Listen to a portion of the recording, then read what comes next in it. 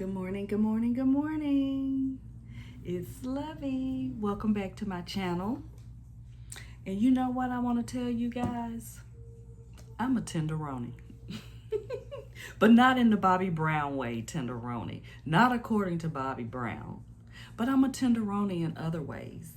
And I just wanted to share that here today because I've been jotting down some notes, thinking about what do I want to actually share here on YouTube and how much I'm going to share. But let me tell you why I think I'm a Tenderoni. The first reason why I think I'm a Tenderoni is because I feel like I'm an empath. If I'm around someone who's sad, who's talking about some disappointment, some hurts, I carry that. I feel it. I feel it to my bones. Sometimes I can relate. Other times I'm just like, wow, I just feel so bad. And I find myself even sometimes thinking about it long after that conversation is over with and I've left that individual. And so sometimes I just feel like being an empath has made me be a Tenderoni.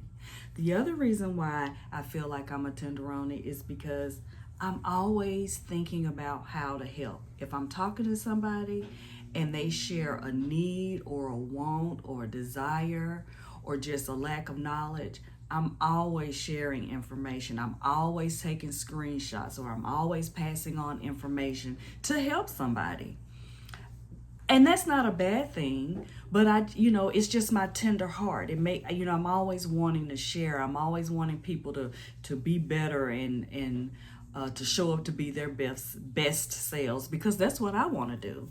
And I don't want to feel awkward sometimes, being around somebody, whether that's at work or at an event or, just in my circles, my different circles that I'm in. I want everybody to feel as worthy and strong and they deserve to be there, or they've got something to say, or they've got something to contribute. I want everybody to feel that way. So whenever I am in conversation with someone, I am always sharing some knowledge. So I think that also makes me a Tenderoni, in my opinion.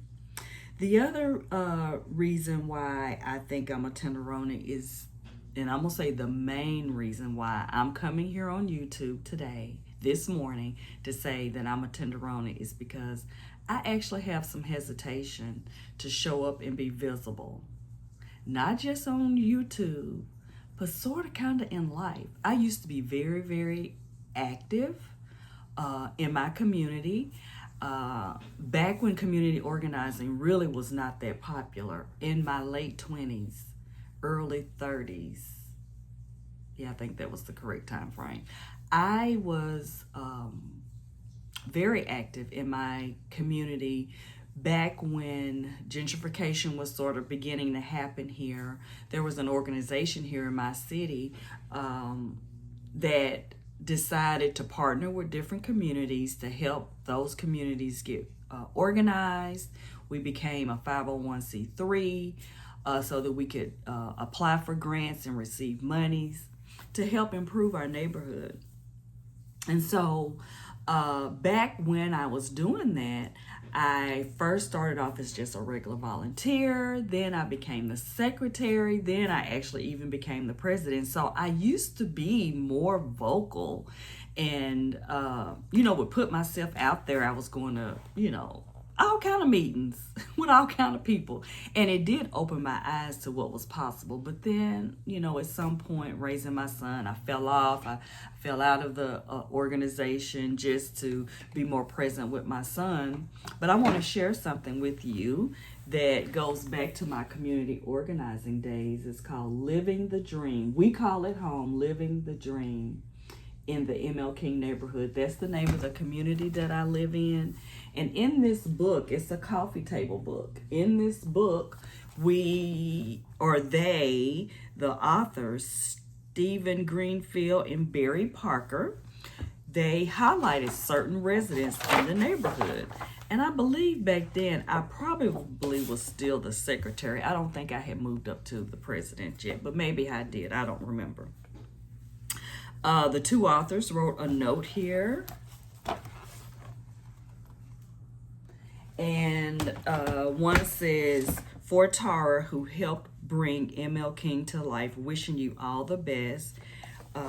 Bay Parker. And to Tara, thank you for all your help and all you've done for the neighborhood. And that was from Stephen Greenfield. And let me show you my page. My page is, I'm standing here with my grandmother, who, God rest her soul, used to live next door to me. We both lived in the neighborhood. That's me looking down at my grandmother. And that house there behind her, I have actually had the privilege and honor to purchase and refurbish it. Ooh, that sunlight is so bright. Let me move over a bit. You want to get the sunlight, but you don't want to be blurred out. But anyway, yeah, that's me and my grandmother. I bought her home. It was built before 1920. I have since remodeled it, and it is now a short-term rental property. But I say all that to say, I used to be out there. I used to, sorry about that. I used to be more vocal. I used to be a little bit more outgoing. And then at some point, I just kind of fell in this rut of just work. And I do know kind of the catalyst to that. When my son graduated, was getting ready to graduate from high school, I started thinking about, what do I want the rest of my life to be about? So I decided to go back to school. And from there, I got a master's in social work. And I was a nurse prior to that. And I do both jobs now, which has consumed up a lot of my time. And some of the things that I thought I was going to pursue with that master's in social work has fell to the wayside. But I am going back now and kind of thinking about some things that I want to pursue that I just laid down. But that's a different topic. This topic here is why I think I'm a tenderoni. So just the last, like I said, the last and the one I think is the most prevalent is that I have some hesitation or fear around stepping out and being visible, which is why I joined Renee Coakley's Build Your First Options cohort. That allowed me to, one, start this YouTube channel, be in a community of women. We all feel that way. When I'm talking to friends and family, my family, they're like, yeah, go ahead and start it. But then that's kind of where the conversation ends. When I say it to my friends, they'll just be like, oh, really? You want to start a YouTube channel? And then that's where it ends. You know, I kind of draw up and don't go any further. But by joining this group, it allowed me to have a community of people that I could actually express not only my fears, but my desires and not feel judged. So moving forward, I am going to challenge myself. Me, along with some of the other women that was in the first cohort of Build Your First Options. That ended. Last Saturday was the last day for that. That ended. And so starting September the 1st, I'm going to put myself back on another challenge, and I'm going to post for 30 days straight and then another 30 days straight. I'm actually going to try to post every day up until the end of December. And hopefully I've built that muscle and I've shaken off that tenderoni persona and have blossomed into this fabulous YouTuber who is just sharing all of the knowledge that she has and wants to put out there. And that potentially can pivot into building another option for me to be able to fund my life. And so you'll hear more about that as my channel develops, as I get more comfortable sharing. But yeah, today I just wanted to share why I am a tenderoni and what I plan to do about it. I plan to put myself on another visibility challenge to push myself out there. So if that's something you want to find, that you find interesting, and you want to follow me on that journey, please don't forget to like and subscribe and share with another woman who may potentially be in her 50s or 40s too. Anybody really. But I am someone in my 50s, and I want to encourage any woman in her 50s that yes, we can get out there, be visible, pivot, make a change our mind. you know, all the things, and not have to feel bad about it, and not have to feel like a tenderoni behind all of it. So I hope that makes sense, guys. I thought it was cute and funny, and I would just make a spin off of it.